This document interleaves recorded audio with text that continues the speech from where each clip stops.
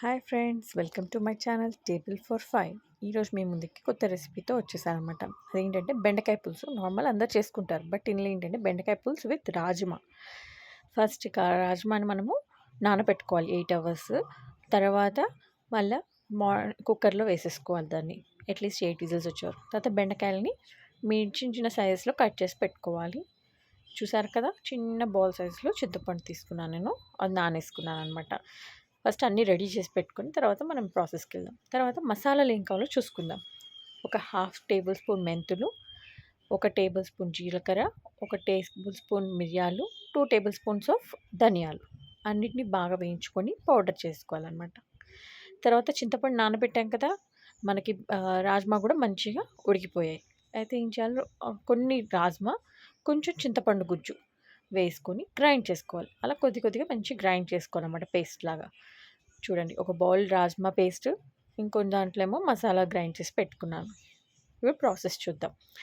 ఫస్ట్గా ఆనియన్స్ నేను 4 తీసుకున్నాను, టొమాటోస్ 4, ఒక 10 చిల్లీస్, గ్రీన్ చిల్లీస్ తీసుకున్నామాట. కడాయి పెట్టుకొని ఆయిల్ పోసుకున్నాక వేడెక్కాక పోపు గింజలు వేసుకోవాలి. నెక్స్ట్ ఆనియన్స్, గ్రీన్ చిల్లీస్ వేసుకున్నాను అనమాట. 4 ఆనియన్స్ అండి, మీడియం సైజ్, అండ్ 10 చిల్లీస్ దాకా వేసాను, 10 గ్రీన్ చిల్లీస్ దాకా.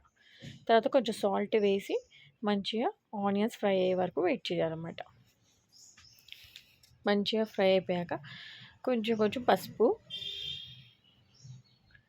నెక్స్ట్ జింజర్ గార్లిక్ పేస్ట్, అల్లం వెల్లుల్లి పేస్ట్ వేసుకొని బాగా మిక్స్ చేసుకోవాలి. మంచిగా జింజర్ గార్లిక్ పేస్ట్ అంతా వేగిపోయింది అని అనిపించినాక అప్పుడు బెండకాయలు వేసి కలుపుకోవాలన్నమాట. మంచిగా కలిపి తర్వాత లిడ్ పెట్టి క్లోజ్ చేయండి. ఒక 5 మినిట్స్ వరకు కొంచెం బెండకాయ కుక్ అయిందన్నప్పుడు టమాటా కూడా వేసి కలుపుకోవాలి. మళ్ళీ లిడ్ పెట్టి క్లోజ్ చేశాను నేను. ఒక 3-4 మినిట్స్ వరకు కొంచెం హాఫ్ కుక్ అయిందన్నాక రెడ్ చిల్లీ పౌడర్ యాడ్ చేశాను అనమాట. Almost 2 tablespoons of red chilli పౌడర్ని యాడ్ చేసుకోండి. బాగా మిక్స్ చేసుకొని మళ్ళీ మూత పెట్టేసి ఉడకనివ్వాలి. చూడండి, బాగా ఉడికింది అనిపిస్తుంది, చూసారా? ఆల్మోస్ట్ 70% దాకా కుక్ అయింది. చూడండి, బెండకాయ టమాటా 70% దాకా ఉడికింది అన్నప్పుడు మనం మిక్స్ చేసుకున్న రాజ్మా చింతపండు గుజ్జు ఉంది కదా, అది వేయాలన్నమాట. ఒక బౌల్ రాజ్మా చింతపండు గుజ్జు వేసేసి బాగా మిక్స్ చేసుకోవాలి. అదే కప్తో ఒక కప్ మళ్ళీ వాటర్ వేసుకోవాలన్నమాట.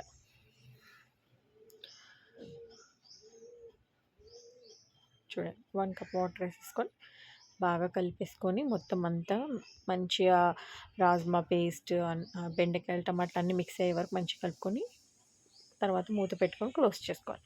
ఒక 5 to 10 మినిట్స్ తర్వాత చూస్తే ఇక చూడండి, మంచిగా కుక్ అవుతుంది. ఇప్పుడు ఏం చేయాలి, మనం గ్రైండ్ చేసి పెట్టుకున్న మసాలా ఉన్నాయి కదా, ధనియాలు, మిరియాలు, జీలకర్ర, మెంతుల్ది, ఆ పౌడర్ వేసేసి బాగా మిక్స్ చేసుకోవాలి. ఆ పొడి చాలా మెయిన్ అండి, ఇంగ్రీడియంట్. దానివల్లనే మంచి ఫ్లేవర్ వస్తుంది మనకు పులుసుకి. తర్వాత కొత్తిమీర వేసుకొని బాగా కలుపుకొని అయిపోయింది. ఒక 2 మినిట్స్ మళ్ళీ మూత పెట్టేసుకొని ఇది చేసుకున్నాక తీసేసి సర్వింగ్ బౌల్లో సర్వ్ చేసుకుంటే మనకి బెండకాయ పులుసు విత్ రాజ్మా రెడీ అనమాట. మామూలుగా అయితే పిల్లలు రాజ్మా తినడానికి ఇష్టపడరు చాలామంది. గ్రెయిన్స్ అంటేనే తినరు ఫస్ట్ ఆఫ్ ఆల్, అందులో ప్రోటీన్స్ ఉంటుంది కాబట్టి. సో మనం ఇలా పేస్ట్ చేసి వేయడం వల్ల వాళ్ళకి తెలియకుండానే మనము వాళ్ళ ఫుడ్లోకి ఇంక్లూడ్ చేయొచ్చు అన్నమాట.